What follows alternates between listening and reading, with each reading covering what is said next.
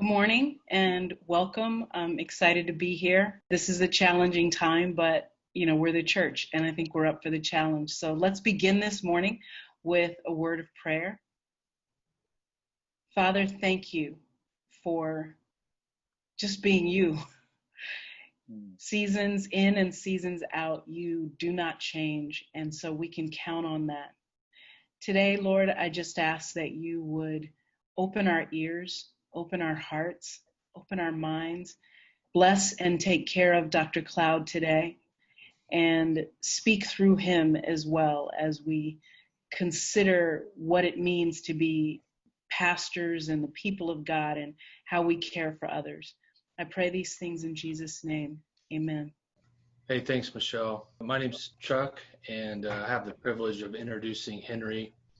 If you're on this call, you are probably well aware of all of his work, from books to leadership consulting to the hospitals that he ran and his expertise. But the first time I met Henry was in the Houston airport, actually. We were on our way to Ecuador and got a chance to spend a few days with you, Henry, there, 4 or 5 days, if I'm not mistaken. And I guess what I would just say is what I found, and over conversations over meals and on car rides and everything else, talking about leadership, talking about church ministry, from family, raising girls, even had a chance to talk to you, Henry, about my own relationship with my dad. What I found was a very humble man, a ton of wisdom, somebody who not only loves God but loves the church. And for me, what was maybe perhaps most impactful is just to hear your love for your wife and your family. So I am very excited, Henry, for us to hear from you. And this time we did a little bit pivot this morning with there's a lot going on in this world, and just looking forward to you helping us process who we are in the midst of all this. So with that, I'll turn it over to you, Henry, and look forward to conversation following this too. I started to say it's good to be with you, and then I always have to say in the new way that we get to be with each other, right? But I think everybody's pretty. I'm not going to know what to do when there's actually humans, in a gathering, real bodies there. But anyway, all that aside, it is good to be with you. These are, we just have to start with acknowledging what is. These are really, really, really, really hard times. And you are not only, and I'm just going to jump into it here. You are not only experiencing hard times, you've got kind of a threefold, you're sitting in 3 chairs here. You're going through something yourself. We're going to talk about that. You're also going through something and having to lead others who are going through something at the same time.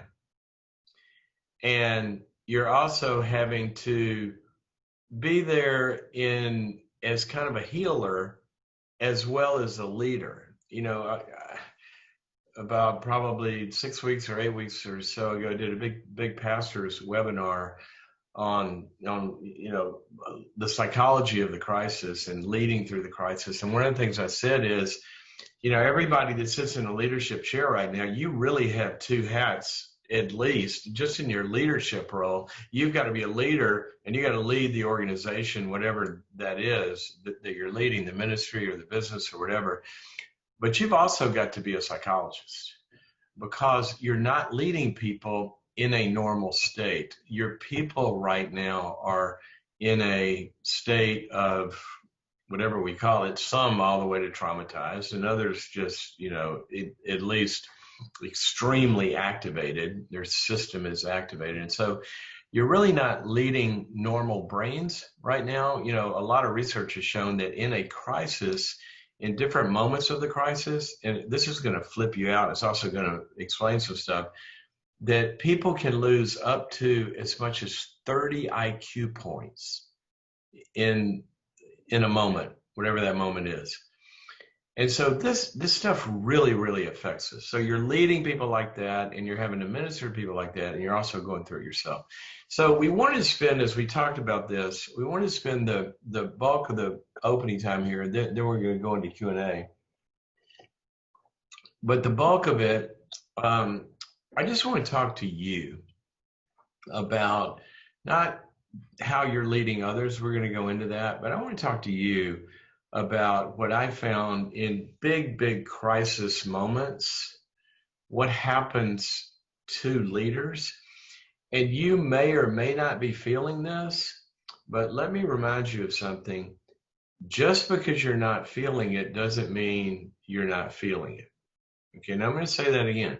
Just because you're not feeling it doesn't mean you're not feeling it.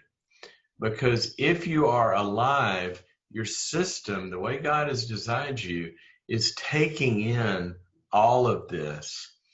And part of the problem is that you're actually having to focus, and all of this is having to go somewhere else for a moment. That's what a leader has to do. And that is precisely why we see Navy SEALs and special ops and soldiers and first responders who do an incredible job in the moment begin to experience PTSD and other things later, okay? It's almost a sign that you did your job well, in that you were able to get above it and push it aside. The technical term for that is compartmentalization. So you went through this, you set it aside, and then you did what you had to do. Well, setting aside doesn't mean resolving it. It means I'm going to get to this later. That's what your brain hears you say when you compartmentalize something. Okay? I'm going to get to this later. But if later doesn't come, it will come to you.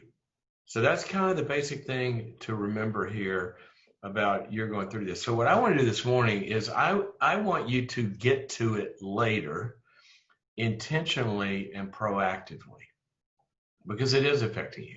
Now, some of you may be experiencing a lot of that later now, and in some ways that's good because you're kind of in touch with it. We generally are not in touch with something either because A, it's too overwhelming, or B, it's not too overwhelming. We just don't want to go there, and we kind of actively push it aside. I'll give you a quick example of this, just to show you. I'm not preaching down at you. I can tell you from my life. I'll just give you one example of this, just one. I've got 3 or 4, but one of them, the most recent time that I've ever had this happen to me, was in 2008. Both of my parents died within weeks, and within a few weeks later, my brother-in-law that I was very, very close to, who was a Navy SEAL, was killed in Iraq. And all that happened like real quickly. And he had a new baby. He and his wife, Sarah, had a new baby. And the family just, it was devastating. But we were all, we just all went to help, right? We got a 39-year-old widow with an infant. I'm sorry, maybe she was 30. I don't know how old she was at the time. 35, maybe 30. Anyway, bad. It was really, really bad. And at the same time, I work with CEOs, and a lot of my clients, were literally on Wall Street. And, when I was a CEO of one of the big Wall Street banks, if you remember, the country was on the brink of collapsing. McCain wanted to cancel the election that year. It was a bad time. All right. So I'm on planes trying to deal with stuff going on with the crisis as a leadership consultant, working 80 hours a week. We've got family trauma, but I'm in the helper mode, but I've gone through 3 major losses, and I didn't have time. And I just kept going, and I just kept working. and helping. I mean, we had to. You had no choice. And sometimes, here's what happens. You know, my parents died, and that kind of got lost. And then when Mark was killed, I was literally walking onto a stage. There was an audience of about 7,000 people. I'm walking onto the stage, and I took the call. I didn't know what it was. I mean, my wife's calling me from LA. I took the call, and she told me that it still hits me. She told me, Mark, you've been killed. Right when I'm like literally about to go on. I don't know what to do. The audience is there. I go, okay, I'll talk to you. And I remember it's almost like a physical, like taking this and push it aside, and I go on. And that was another kind of big compartmentalization. Something happened, I think, neurologically to me in that moment where it got split off. And then all the stuff with the other losses. So go through that year. A year and a half later, I'm standing on a stage in Rochester, New York, in an arena with 25,000 people. And I'm speaking just like I always do. And the room starts spinning like this. And I don't know what's happened. And then it starts escalating. And I realize I'm a psychologist. I go, I'm having a panic attack. And I knew I can't leave the stage. Don't do that. It'll get seared. Stay up here. I make it through it. Anyway, it continued to happen week after week. And I had to go and find a good shrink and sit down and unpack it. And I unpacked it and went through all that processing. It's just processing. God made us to process. But it will come back. I thought I was a year and a half past it. It'll come back. So what I want you to do today is I'm going to focus on making sure that you are aware of some of the effects as you go through this as a leader, and be aware of healthy compartmentalization. You got to go do your job, but you've also got to take care of yourself. Okay? So what happens to a leader in a crisis like this? Well, basically, fundamentally, the biggest kind of like it's almost like the what am I looking for? The trigger, the red button that makes the bomb go off inside of you is basically has to do with two things. That something overwhelming occurs that affects your life. Okay, check, we got that. And then in the last week, check, you got another one, because you're shepherding all these people that are going through both of these crises now. And the big red button is it's out of your control. Okay, something is affecting you that's out of your control. At the same time, unlike 2008 and unlike 2001, this one is different because you're having to do it almost in isolation. I mean, we put people in solitary confinement to drive them crazy as a torture. We don't. I mean, but that's the method, right? It's the worst thing that you can have. So now you're going through all of this, and you're physically, you're not able to have your hangouts, with the people that you're closest to. And so it destroys all of that. So here's what happens to the psyche when somebody that's used to having what we call agency or control, like you're used to being able to pull a lever and something happens, right? You decide to do something, you call a meeting, you execute an initiative, you allocate resources. You're a leader. This is what you do. You're used to being in control. That is a good thing. God made you for the fruit of self-control. Your brain is wired to have self-control. Right now, things are affecting you, and a lot of what you do, you don't have control of. You can't have the meeting, you can't do this, you can't do that, you can't go shopping, you can't go to a restaurant, you can't be with your team in the way you're. And so what happens then? Well, here's what we know about the brain. When things are affecting you that you don't have control over, the brain gets a message. There's nothing I can do about it, those things. But it interprets that message in I'm powerless. The literal term is learned helplessness.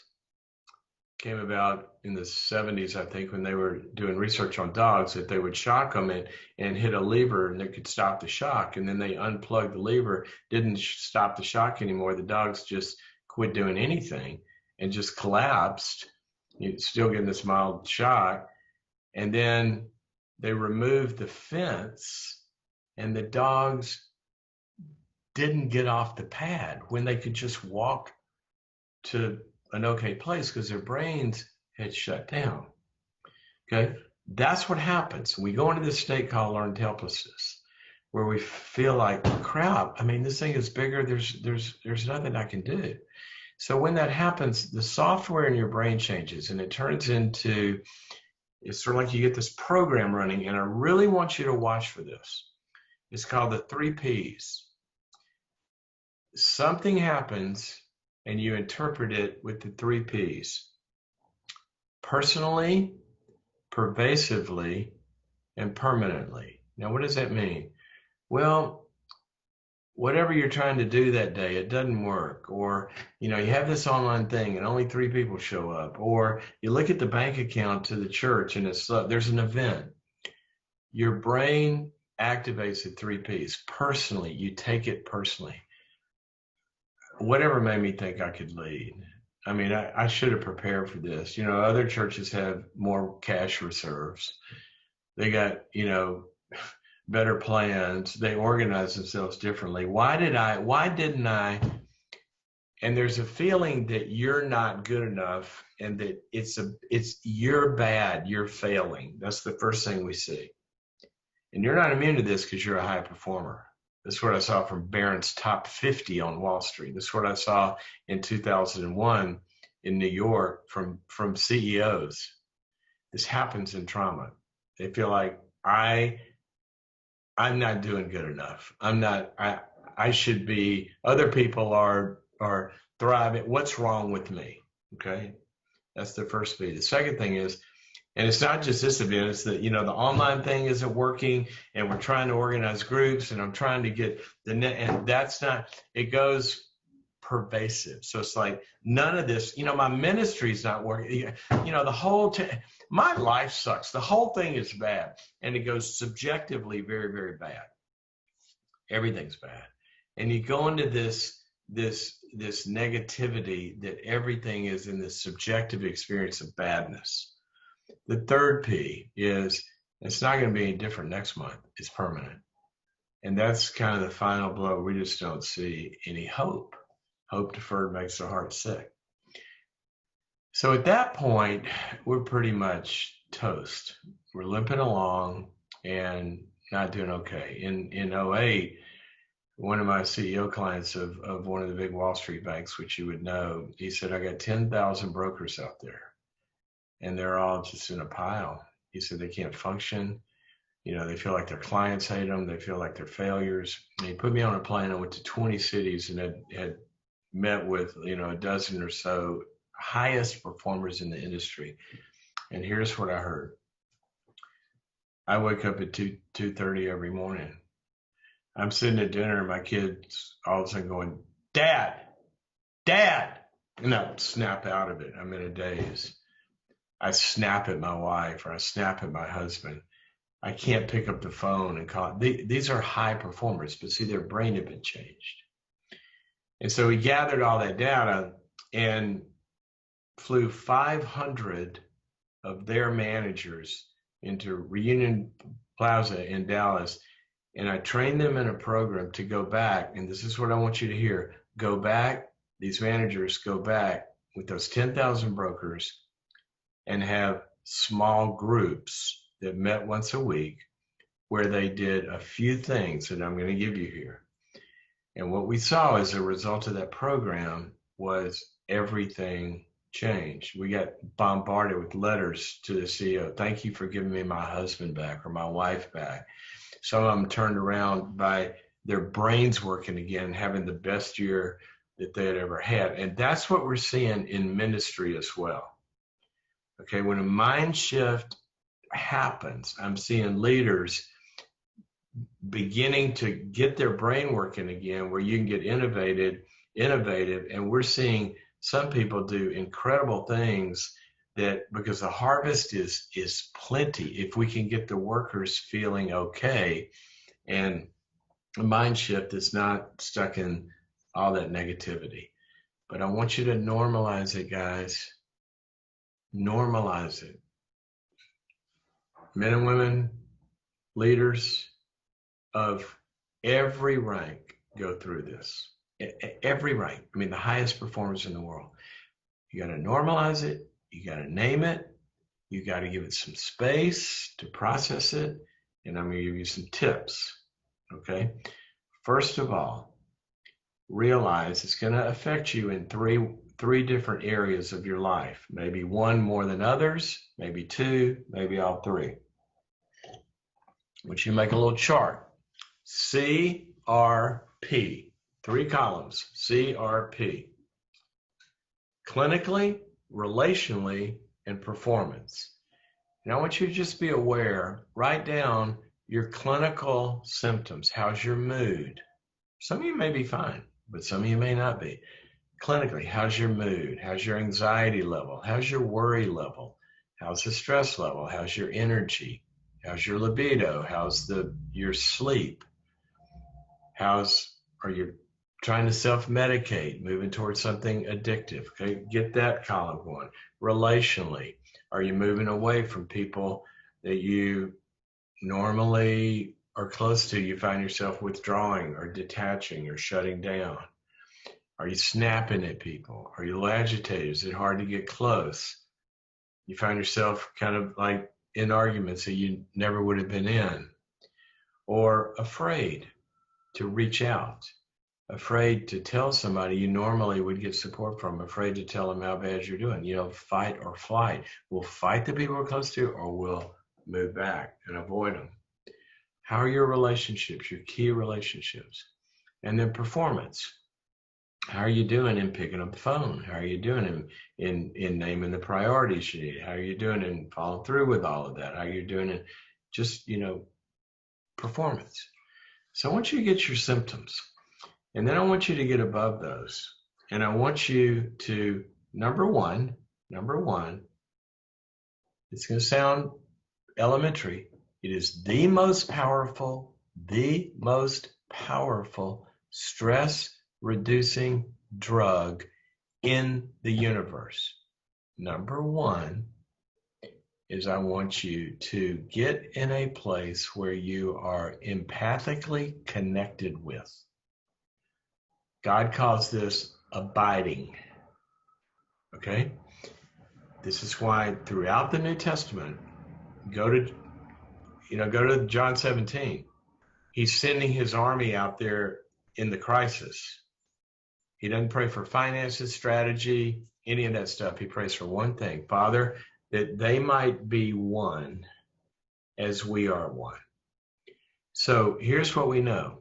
One of my favorite studies, I quote it all the time. You take a monkey. They used to do this back before PETA stopped them. You take a monkey, put him in a cage, and just scare the crap out of him. Just, shake him in the cage like this, and their eyes are big and flashing lights, and they just terrorize these little monkeys. Then they draw blood from their brains, check their brain levels of stress hormones and all that, and they get a baseline, okay? Then from there, they don't change the stress, they don't change the crisis, they don't change the noise and the flashing lights. All they do is open up the cage door, and they put the monkey's buddy in the cage and close the door. Then they take the blood again. The stress levels have dropped by 50% just because the monkey's got his buddy in the cage. All right? The New Testament is not kidding when it says, weep with those who weep, support one another, help the weak, all of this relational stuff. There's a neurological wiring basis, a biochemical basis for that as well that God has put into us. When you got your monkeys in your cage with you, your brain's going to work better. So here's my question to you. Who's your monkey? And I want you to write those down. And I want you to get some monkey covenants going. Concentric circles. Jesus had his 12, then he had the 3, Peter, James, and John. And then even within the 3, he had his closest friend who looks like John. And he's the one that wrote all the abiding passages. not an accident. So who has the capacity? I want you to strategically get dosages. That's why I had 500 branch managers take 10,000. These are like high-level Wall Street men and women, chargers, 10,000 of them in small groups every week in their branches, and there were tears and there were fears, and they started to process it. But as God wired them, as they felt connected with and understood, not talked out of how they felt, but understood, all of that begins to go down. That's how God has wired our brains. If we don't process it or we disconnect, you can stay connected and not process. You can stay connected and not go vulnerable, and it's not going to help you. Okay? Or we disconnect, then we don't get what we need. All right? That's number one. Number two is we've got to reverse the control switch. Reverse the control switch. Your brain has learned, I'm out of control. I'm powerless. Okay? I want you to make 2 columns. One column, write down all the things you're not in control of. Can't control the epidemic. When's the vaccine coming? Can't control when I can even get a congregation together again. Can't control my donors' finances. Can't control all of this stuff. And I want you to write it down. We can't control the riots. We can't, all the things that you personally have no control of that are affecting you, and write them down. And then I want you to sit down and do this probably with somebody as well. Sit down and really worry about that. Hard. Your brain needs to worry about that. If you don't, it'll wake you up at 3 and worry about that. Worry, when I say worry, ponder it, think about it, okay? Think about it. What, all this kind of stuff. For about 10 minutes. And then I want you to set a timer, literally set a timer. Ding, and when it's done, I go, okay, that's my worry time about stuff I can't do anything about.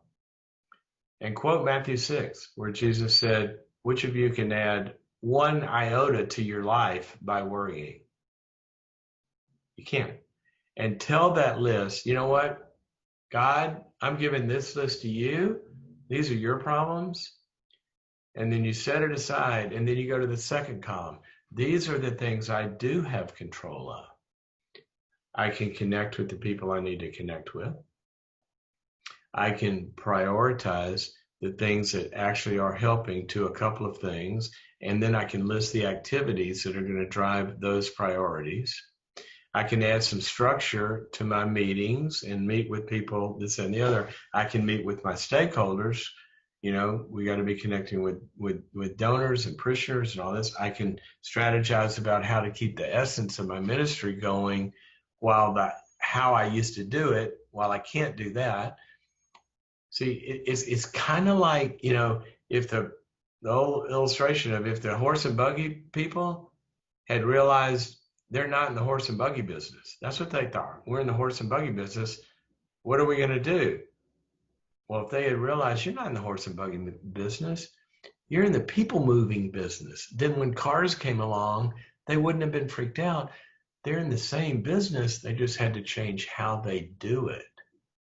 So you have control of realizing what business am I in. Each of you has a different focus. Some of you are your business, your mission, the essence of what you do is, maybe yours is you take people through spiritual formation or transformation. Maybe others of you are just, you know, you're more evangelistic. Others of you are trying to feed the homeless, you know, whatever the essence of the stuff you do is, the how you've done it might have been a horse and buggy pre-corona. The how we're going to do it now is going to be different, but this is what's not going to change. So don't think we're in the gather people together in a big group on Sunday and teach them something and play songs business. That's not your business. That's how you did something. So get it down with your team. What's the essence of what we do, and how are we going to do that going forward? Also, here's another thing you have control of. You can organize the Jethro army. organized the Jethro army. Now, here's a big deal right here. Moses was trying to take care of everybody. You know the story. Jethro comes and says, Moses, what you're doing is not good. You're going to wear yourself out. You got to organize a bunch of other people to go take care of all these people. Oh, well, there's a great idea, right? It's called building an army instead of being the army.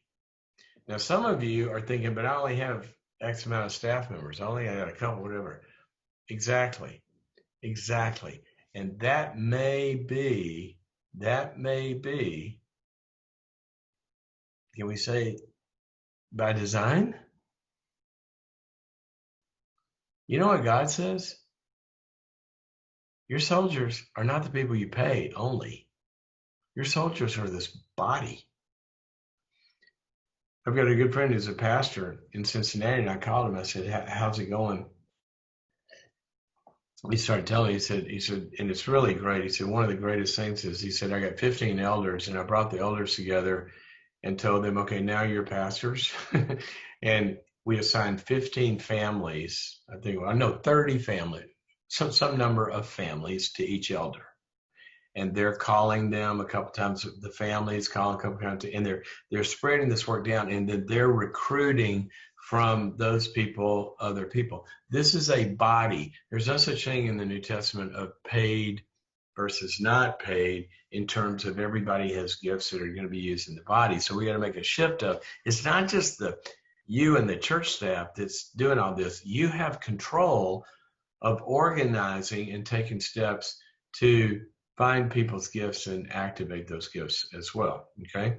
And there's a bunch of other things you have control of, and, the routines with your family and a bunch of stuff. So I just want you to list these things, get a few priorities, very key, a few priorities. Every day I sit down at my desk and I'll write down, these are the few highest priorities that I have to move the ball forward today on these few things. And here's a couple of activities on each one of these things that I have control of that I'm going to go do. Okay. It's going to get you back in control. Then the third thing, the 3 Ps. I want you to start to log these 3 Ps. I'm personally interpreting it as I'm bad, pervasively, everything is bad, permanently, it's never going to change. Okay. You're going to have automatic negative thoughts that are going with you here. Automatic negative thoughts. Please learn this. Automatic negative thoughts. Okay? Where do those come from? They come from your brain, not your mind. Okay, hear that?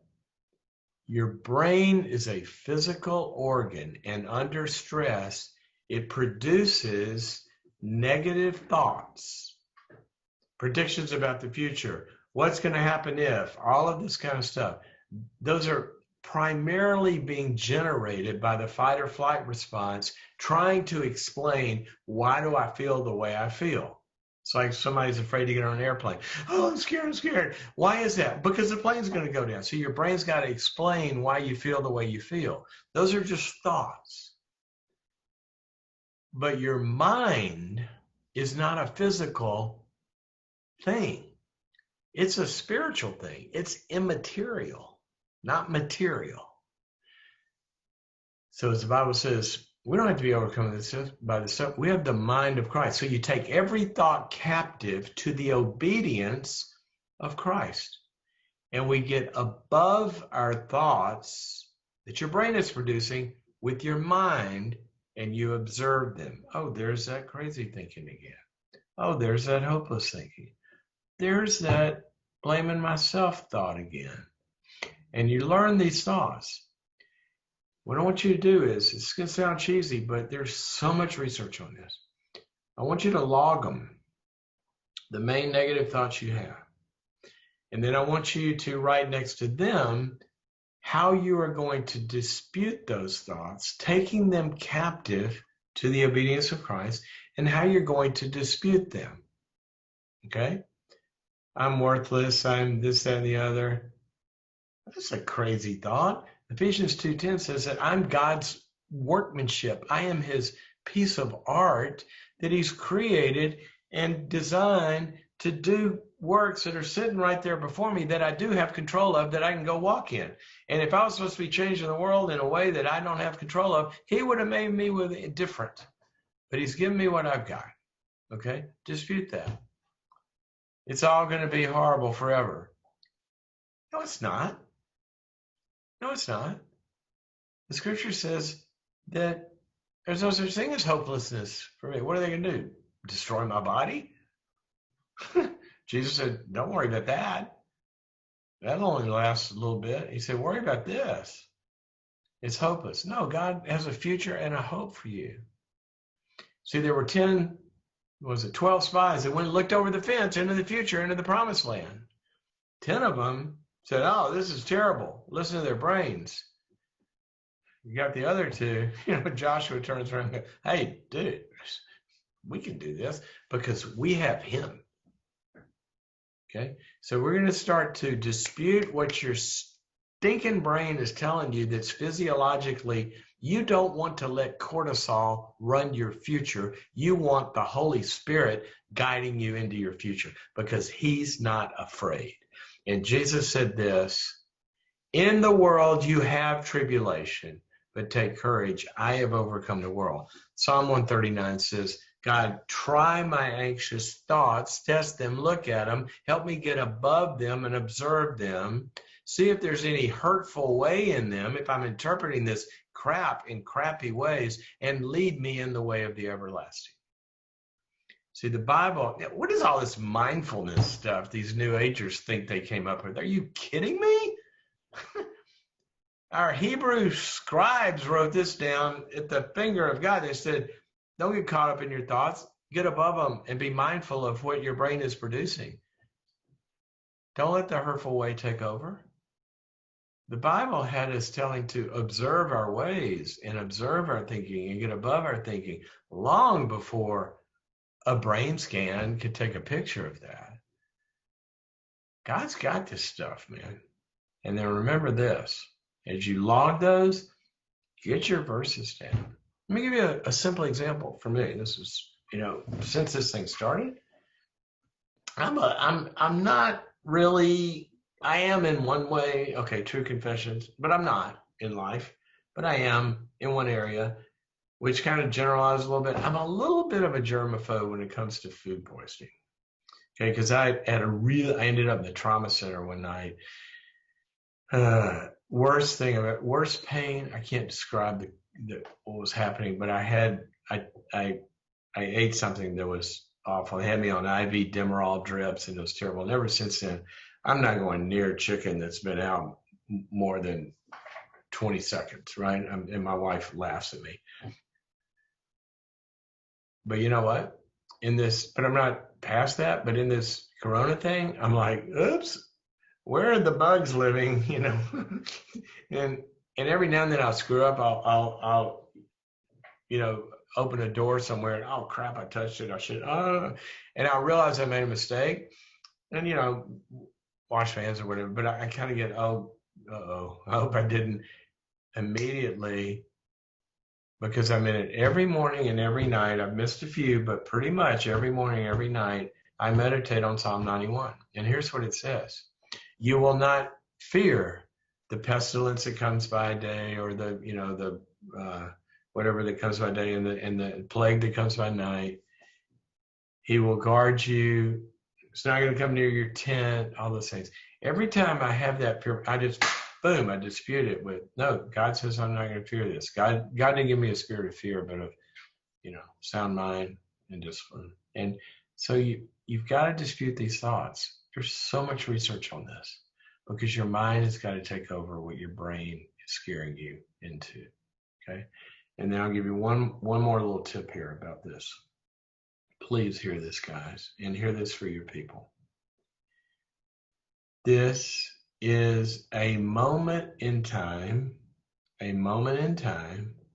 of a much larger story, a much larger, longer movie. Okay? Much longer movie. I want you to picture a Netflix movie on your big screen. Hit pause. What do you see? You see frames of scenes, right? Sit back here, you can see the whole movie. If you've seen it before, you know, Jason Bourne or Jack Bauer or whoever it is. I've seen the movie. They don't die in this scene, but oh God, does it look like they're gonna die? God, they're going to help Jack Bauer. He's gonna die. Look at the terrorist is right around the. Oh no, that's the scene, right? It's a scene in a much longer narrative. So, I mean, go back to 08. Here's what we found. You put these people in a room, the highest performers, some of them were like in their early 30s, and they had gone into Wall Street and were super high performers. They never had seen anything like this, and they were ready to jump out of buildings. Right next to them is a guy that's, 60 years old, and says, yeah, I remember in 87 when we went through this, and I remember in 2000 when the bubble burst, and, now we're in 08. See, they had a longer narrative to put this scene in perspective. They know it comes back, and here's the things we do to get it back. And they had a longer story. Okay, come on, guys. Hang with me here. I'm going to preach at you a little bit. You are pastors. All right, now I want you to think about this. You're pastors. You stand up on the stage and you deliver. Every week, you deliver some little scene from a story that is full,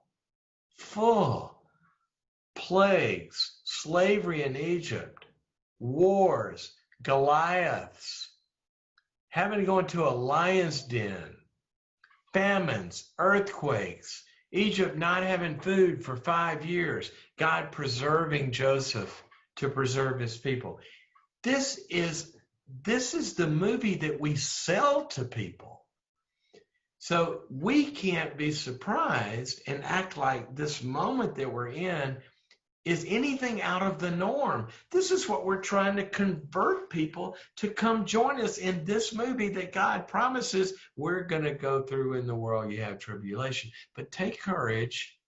I've overcome the world. There's going to be some more scenes. And when you get that narrative in your head, something happens in your brain. You go into a different region of the brain, the story narrative that hooks up to the language centers, able to interpret meaning out of it, and things start to kick in where you're now, everything starts to work again. Just because you see a longer story and a longer narrative. This is what we had the brokers do with their clients. Take them through a plan that's a 30-year plan. What's happening now, because here's what we know about the markets and how they come back in the cycle. This is a moment. You're still going to be able to reach your goals. You're still going to send your kids to college, all of that. Put them in a longer story, and now everybody's coming back together. Just by changing their mind. Just by changing their mind. I want to give you one little example that applies to you. I remember this one guy said, I can't even call my clients. I said, what do you mean? He said, they all hate me. They think I caused this. I said, all your clients hate you? He goes, yeah. I said, how many do you have? He said, about 250. I said, they all hate you? He goes, yeah, they hate me. They think I lost all their life and I didn't do this and I'm trying to help them. I said, dude, and he's telling me he can't pick up the phone. I said, dude, you just won the lottery. He said, what are you talking about? I said, if you got 200, I said, how many clients do you think there are in all of Manhattan with all the brokers in Manhattan? He goes, I don't know, millions. I said, you got 250 that hate you and they're looking for a new guy? There's a couple of million people out there that hate their guy and they're looking for you. They're looking for somebody new. Here's what you do. You go to every PTA meeting, every time you're standing at the punch bowl, every time you're in the, at the soccer game, just standing next to ask them one question. So are you happy with the financial performance you've been getting this year? And they're going to look at you and go, no. He said, well, I'll be glad. That's what I do. I'll be glad to give you a second opinion. The guy shifted his mind to a different narrative, had the best year he had in a long time, just because he changed his mind. And see, this is what the two spies did. They had a different mindset. The harvest is plentiful, guys. When you come out of this, whatever is the next scene in the movie, this is, in broker speak, you have won the lottery, because people are going to be snapped out of their denial. And you ask them, have you been happy with how you've been feeling in the last year? They're going to say no. And you say, you know what? That's what I do. Let me give you a second opinion. I found some things that have been working. His name is Jesus. And he's got an army that I joined. Come on, come join us. We're going through this thing together. We're doing good. We're going to change our mind about this, because this is a longer movie. I don't know the cosmos. I don't know who engineered all of this. Whether it's the failure of man, or did God, he certainly let it happen. I don't know what's going on here, but I do know how he tells us in this scene. As a script writer, I do know how he tells us to write my character, right? We are all characters in this movie. We're the script writers. So I don't know where it all came from, but I do know what Jack Bauer is supposed to do when this happens. So I do know what I'm supposed to be doing when it happens. And I know what I'm supposed to be doing when it happens, not just go gather for the harvest, right? And help and serve. I've never worked so hard as I have. Well, I have, but this is one of those moments of crises in the last 60 days. But what I got to go do in that crisis is also the stuff I've been telling you about. And I divide my little support circles into concentric circles like Jesus did. And I'm making those calls, and I'm having the hangouts, and I'm processing. And I've had to get pain out, and I've had to do my priorities, and I've had to do all this list, and I've had to get on a routine. I'm doing all this too. That's what I want Jack Bauer, Henry, that's the guy how I got to write the script for this character at this time. Not just fighting the war, but also the things I've told you to take care of yourself. Okay, if you do that, I'm not watching the clock here, I'm probably out of time. If you do those things, and we're going to go to Q&A, and I'll cover some more in that. But if you do those things, you're going to find yourself really, hopefully, as Jesus said, the harvest is plentiful right now. Pray to the Lord of the harvest to send forth the workers. And as you go lead, remember those things. Create connections for people. Create some structure and routine that gets rid of the chaos, okay? Some order. Get them to focus on what they can control. Matthew 6. Can't worry ain't going to help, but what can we do now? We can connect with our family. We can have some priorities. We can practice our disciplines. We can call our clients. There's a bunch of stuff we can do. Okay? There's many things we can do. And then let's be mindful. Let's practice our spiritual disciplines of getting above our brains. And as your pastor, we'll give you some passages, and we're going to talk through some of God's ways of dealing with anxiety by connection and by discipline, not the spirit of fear, but discipline, adding structure, routines. We're going to get out of the lost white space. We're going to use our gifts. We're going to take some control of stuff. We're going to memorize God's word to dispute the fears of the terrors that come by day and night. And I'm going to have a verse to fight that with. And we're going to do okay. So here's a few tips. If I can ask Mission Control to jump back in here, you guys, for all I know, I've been talking empty airspace here. I don't know if we hit on some of the stuff we need to hit on, but if we didn't, just ask me what you need. I would say that was absolutely perfect. I think, Michelle, you had, I'll let you kind of launch us out here. Okay, I really appreciate a lot of the things that you said specifically about your own experience and how you had to, kind of go through this situation. You were having this panic attack, and you went and you really got help. You sought help. Yeah, and Michelle, it was not a panic attack. I thought it was. I went, crap, I flew in late, I didn't eat, my blood sugar dropped, I was tired. I made it through it. Don't want to do that again. And then I was on a tour. I was actually speaking for Women of Faith in these big arenas. So I had to do this every week. So the next week I fly wherever, and I go up on the stage again, tens of thousands in the audience. It happened again the next week. It happened again the week after. It happened again. That's when I realized, that's when I came out of denial. So it wasn't just one. Series of episodes happen, and here's my question. It's one thing to know the word, and it's one thing to change my mind in that way, and I understand that and I get that.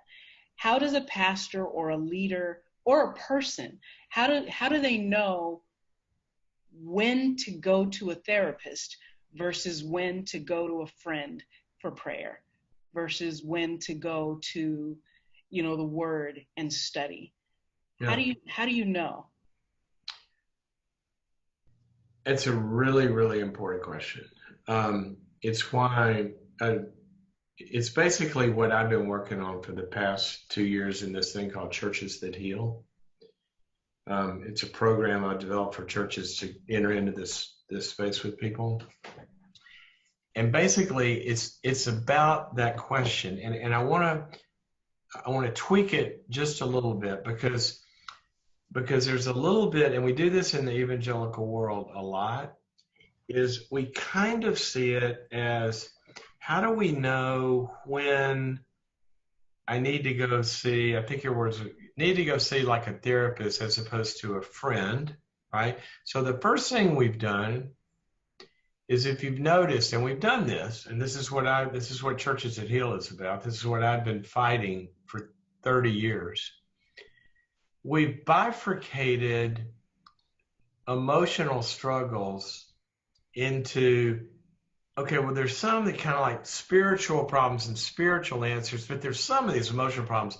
We need to go see the psychologist because this is really an emotional issue that's getting to, diagnostic proportions. Okay. First of all, I want to say in a very big way, we have made a false dichotomy there.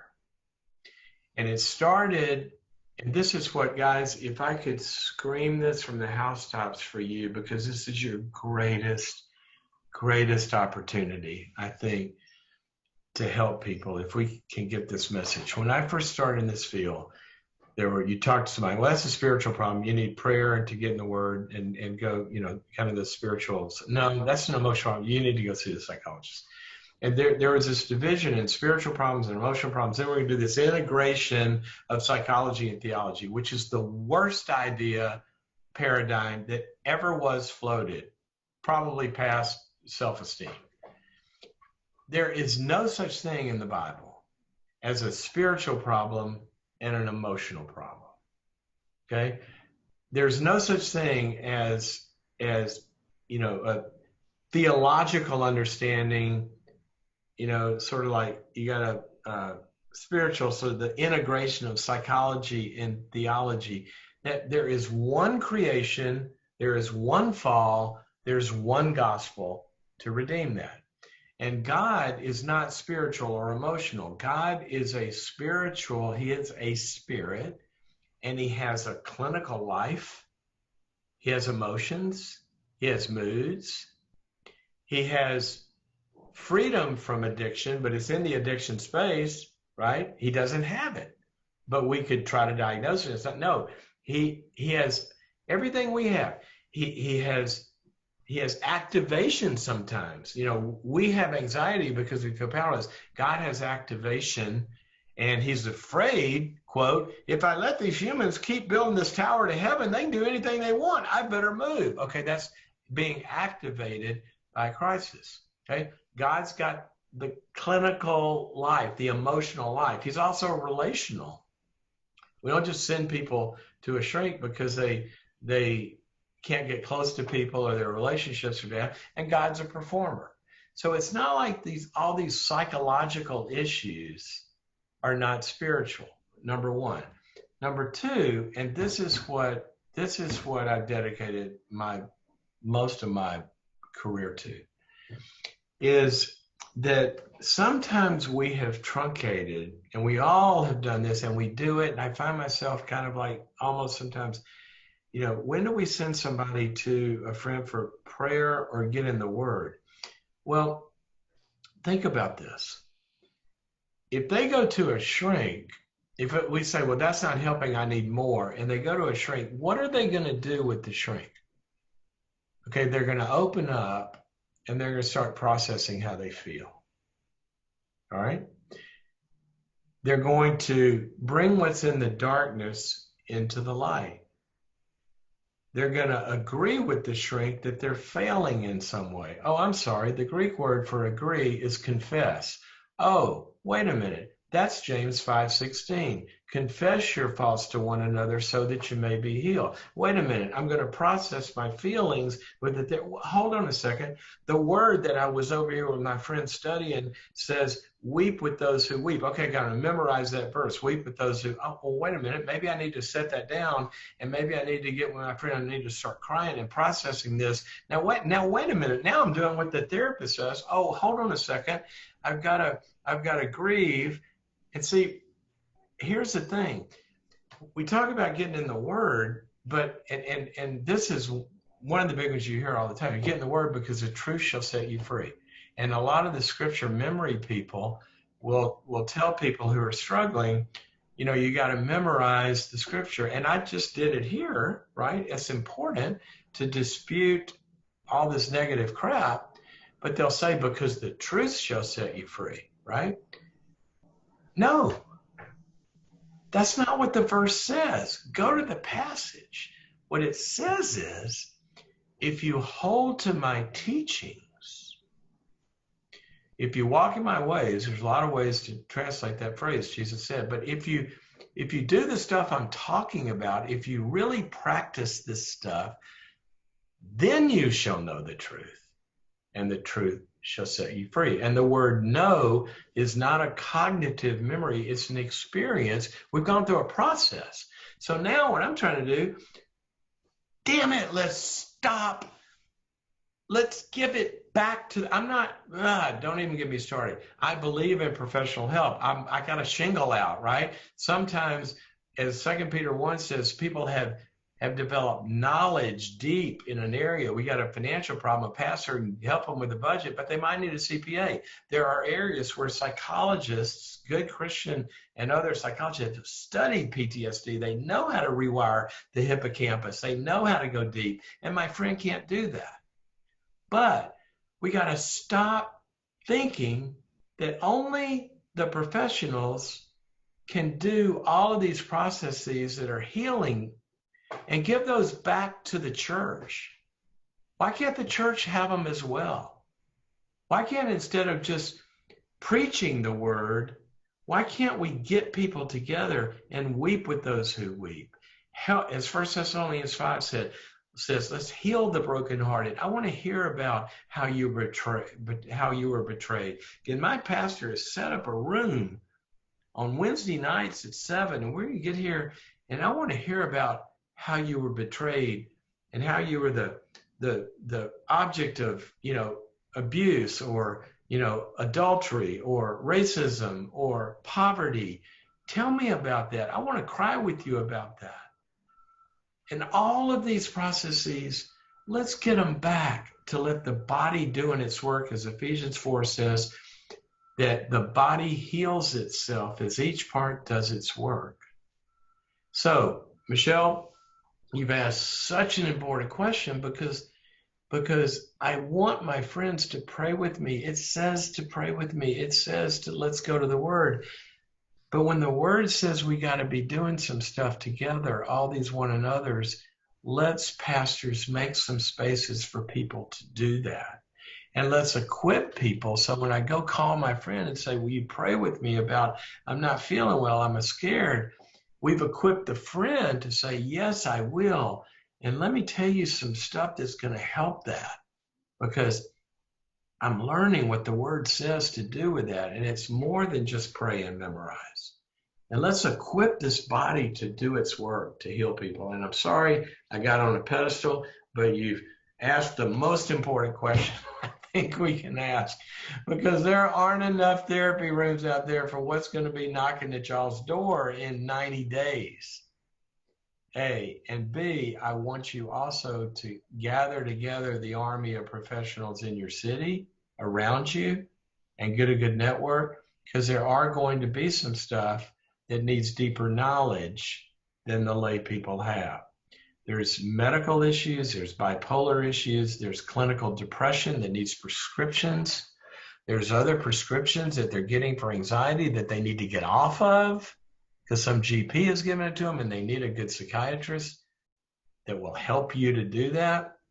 You need to have somebody with hospitalization privileges in case, there's suicidality. You probably need an army of people who know how to deal with addictions, and there's a real 20-year recovered addict that can do the intervention with you and talk to the person and drag them to a meeting. I am pro-professional. I'm also pro the body of Christ doing things that we've kind of thought only the professionals can do. And when I was in practice, every patient I had, I would want to make sure that they got their spiritual community reinforcing and doing the deep dive and supporting and everything I'm doing. So, sorry about the long answer, but you hit it. That's okay. I do think, probably everybody on this call, we're pastors. We pray, we speak into things and get that, and we understand that. I do think sometimes things go beyond that, and there are some things that are not just spiritual, but they are physical as well, just like you were saying. That's right. Some things that require those professionals. Absolutely, and I hope you hear me agreeing. All I'm saying is that as pastors, if you could find a few people in your church that have a heart, maybe they have overcome sexual abuse, or they've overcome depression, or they've overcome an addiction or whatever. If you can find a couple of people that they can take the Churches That Heal material, or take, start, bring a good 12-step ministry in the church or whatever. I'm not saying that you have to do this, but as a shepherd, we've got to be organizing an army that somebody we can on our speed dial. Mary over here is really depressed. I want you to meet, I want you to call her, and they can say, on Wednesday night we got to do this. But Pastor also said you need to go see a psychologist as well. So it's a both and. Yeah, I was just curious to know, when do I know when I need to do that? You understood that you needed to go and see someone and actually work through that stuff. And so I'm just wondering, what are some of the indicators? But that sounds like a longer question. When the arena is spinning around like a merry-go-round, I thought, crap, that's a hint. Quoting my little verse isn't helping me. That's a hint. That's a little hint. Okay, so I'm gonna say this, and some of you are gonna resonate with this. I wouldn't wait. I would want, Navy SEALs have buddies, right? For a number of years, I did a leadership thing for the WCA where we take 25 leaders at a time up on Lake Michigan. We take an evening and a full day. And we do this about 6 times a year, and we would have, 25 at a time. So it was a good time to do some research. I did a questionnaire. First night, I would ask them, how many of you have a place you can go as pastors, a relationship, a therapist, or a professional, or a mentor, or a coach, or somebody that you can go that's 100% confidential, 100%, and that person is not a stakeholder in anything you can do. They don't work for you. They're not even in the church, where you can be 100% honest. and talk about what's going on with you. 80% of those pastors said, I don't have a place like that. Next question. How many of you have a relationship that's 100% dedicated to your development and coaching and mentoring you as a leader? 80% said, I don't have anything like that.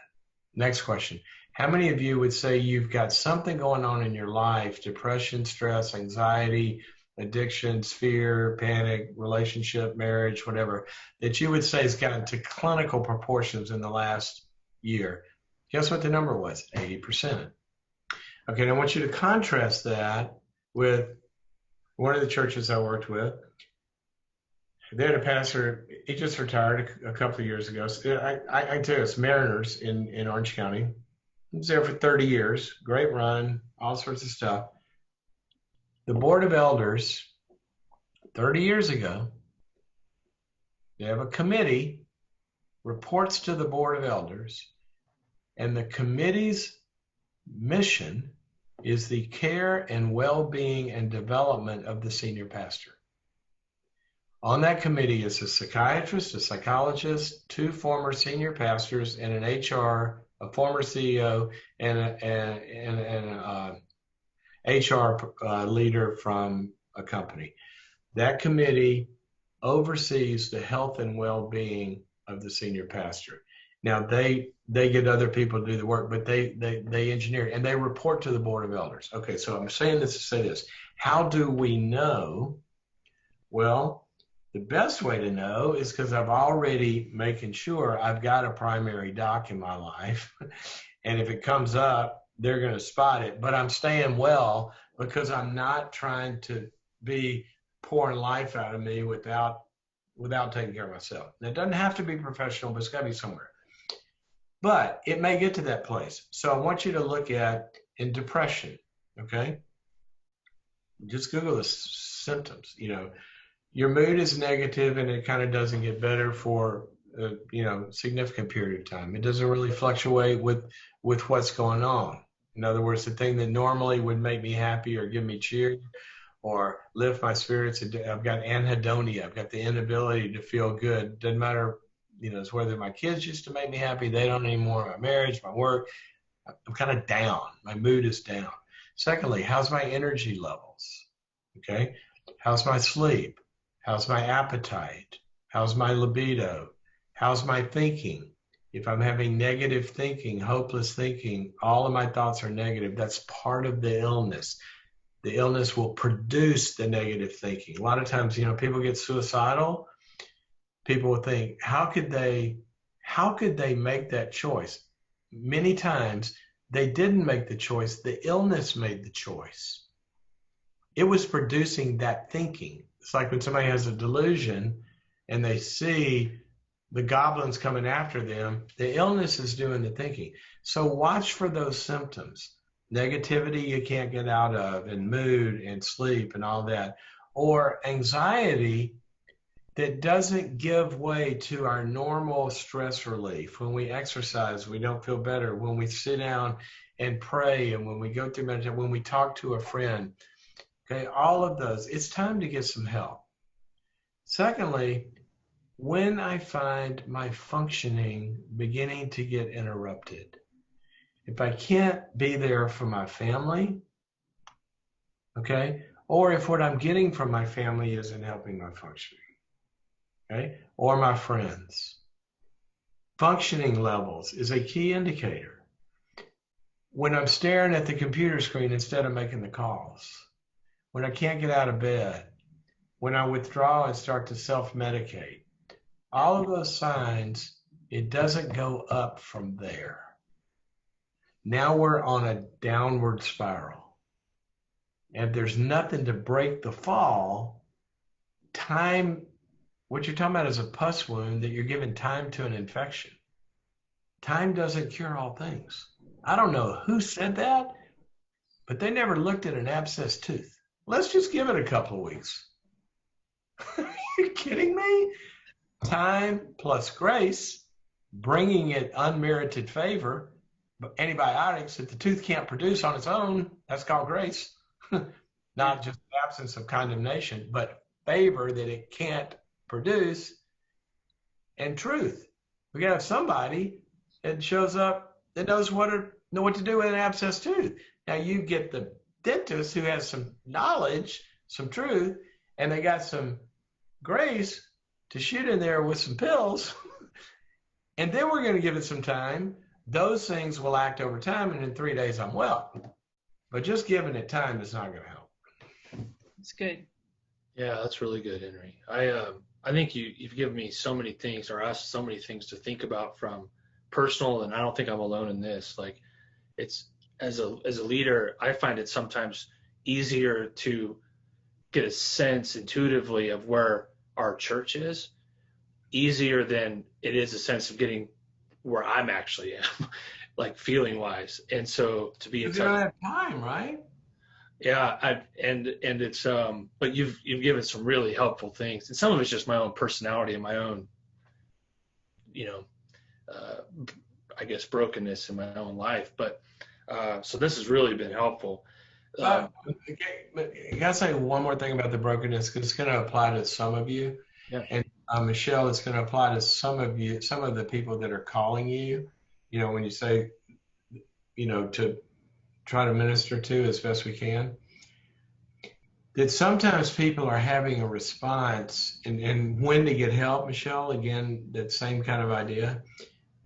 Sometimes we're trying to help with what's going on now, and like Chuck, you're saying that, how you're feeling now. Well, we've also got to ask the question of, is this triggering something that's never been dealt with that they're bringing to this moment? And some of the people you're finding, I'm not really helping them, I need more help, they might need a professional in here, is this moment is triggering unprocessed moments that they're walking around with. I'll give you a quick example with me, another story. In 2001, I had to go back to Wall Street, to New York, within days of the attack, because I work with leaders, right? And there's all of this having to pour myself out like you guys are having to do. And I get off the plane, for example, and they say, okay, you start speaking tonight. Here's your schedule. I go, what am I talking about? You're talking about a Judeo-Christian response to the event of the last few days. I go, great. Who am I talking to? And they kind of paused. They looked at me and said, sorry about this, but it's the 130 United Nations ambassadors from the Islamic bloc of nations. So these are all the Islamic bloc of nations UN gathering at the UN, all those people. I got to give the Judeo-Christian response to what just happened. And it was a week like that. I mean, I was out of my mind trying to, so all this, for, I don't know, the better part of a month, it's just like you, it's just pouring out. Well, I came back and I think, I'm tired, I'm going to rest. And all of a sudden one night, about a week later, I woke up in the middle of the night like this, and I was in a black hole that I'm a psychologist, right? I go, this is not normal. And this is not from the last month. This is bigger than that. I don't know what this is. And that's another time I called somebody smart enough to kind of figure that out. And what had happened was something had gotten triggered. And it was from really, well, I'll tell you, I mean, it's, when I was almost 4 years old, I'm fine. I'm a normal, healthy kid. Then all of a sudden, I had a hip disease and was stricken with extreme pain. And that day they told me, you can't walk anymore. And I went in a wheelchair for 2 years, or better part of 2 years, wheelchair and braces. Point being that for a 3-year-old or 4-year-old, which all of a sudden you can't walk for the rest of your life. Point being, in a day, your world changed, right? There was something about 9/11 in the way that it changed our world that triggered stuff I had never really processed in my brain of life has changed and it'll never be the same. And I never had fully, even though I worked on that some before, there was more left. So it got triggered. You're going to be talking to some people that COVID or the riots and the racism, or the murder, that's going to trigger stuff they've gone through, especially if they've been victims of racism. They're going to be triggered, a lot of them. And so look for that too. What is what we're going through now? What's the meaning of that to you? And how's that hurting you? I want to hear that. I want to care about that. I want to listen to that. And entering into that space. Yeah, that's really good. We have some questions coming in from people too, but and we're going to get to as many of those as we can. Let me ask you, Henry, real quick to maybe offer some thoughts. So you mentioned getting above. I use the phrase "getting above the fray" to our leaders, and thinking on a larger perspective. But what we end up being in right now is, it seems like just that trap we can all fall into of the tyranny of everybody else is urgent. Right. And as a leader, it's hard to differentiate, to be able to lead the way that the whole needs. And you get sucked into microcosms of different things, maybe right. even specific issues that are happening in the day, right? And in our world, from day to day, those issues change. So do you have a couple of and we're going to get to some of this panelist stuff too, but do you have a couple of, let's just call them life hacks for us as leaders to be able to manage some of that, to not always be so reactive? Yeah, it's a really, really important question in a crisis. Let me give you an analogy or an example. We were having a party one day, I'll never forget this, and it was before I had kids, and a buddy of mine had 5, like under 5. I think there were either one set of twins and 3 more, or 2 sets of twins and another one. And he brought them all, and we're having this party, and we're sitting down, we're over on the patio having a beer and all, the kids are, and you hear this like screaming. The kid fell out of the hammock or something, and it was one of his. I said, Dan, your kid, and he looked at him, he said, no, man, I don't get up. I don't get up if I'm seeing a move or unless I see blood. And he just goes back to our conversation. Point being, there was a system in his head of triage. Okay? In a crisis, if you go to an emergency room, and this is what the first thing you've got to get in your mind in response to that life hack need, you've got to get in your mind, there is, and look at the word is, that's immovable. There is more need right now than I can get to. All right? Don't take the next step until you are comfortable with that reality. When I say comfortable, I don't mean that we like it. I mean that we've accepted it, so we're not in the moment pushing against it and protesting it, calling us to action. Because if you accept it, then and not until then can you be proactive, like Chuck is saying, to get above it. Because it's going to pull you down. Okay? So Dan's not getting out of that chair because he's accepted. I can't go to every scream that my kid. Are you kidding me? Okay, so we got to get in Moses's head now. I can't listen to all the disputes and solve all the problems of all the people. All right? Nor can the church. All right? There's more than you can. So let's accept that first. Then what you've got to do as a leader is you've got to look at, first of all, let's divide this to 2 sets of eyes.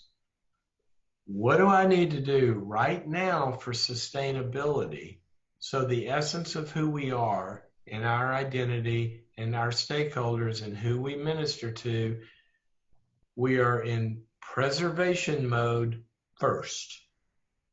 Okay?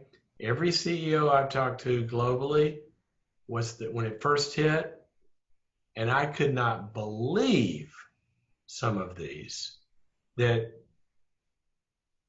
they owed little old me. I had sent them an invoice. I got calls from big companies that said, if it's okay, we're going to hold off in paying you for last quarter until May because we're preserving cash right now. I go, are you kidding me? You're tens of billions of dollars and I'm sitting here hammering out by the hour. Really? All of them said one thing. Right now, we're only focusing on preserving cash and sustainability and protecting the business. All right? So once you realize you're prioritizing in a triage, okay? So then you go to what are the elements that preserve the essence of who we are? There's a financial piece of that. There's a staffing piece of that. There's a ministry piece of that. There's so get a few priorities and then think from there, how can I make my team understand these are the priorities? What does priority mean? It doesn't mean we don't care. It means priorities.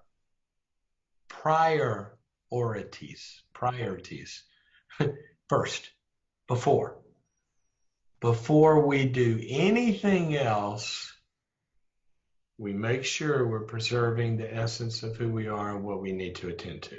Okay? So let's just list those few priorities. Then we're going to list the activities of how we're going to address those. Then you as the leader, and you got to infect your team with this.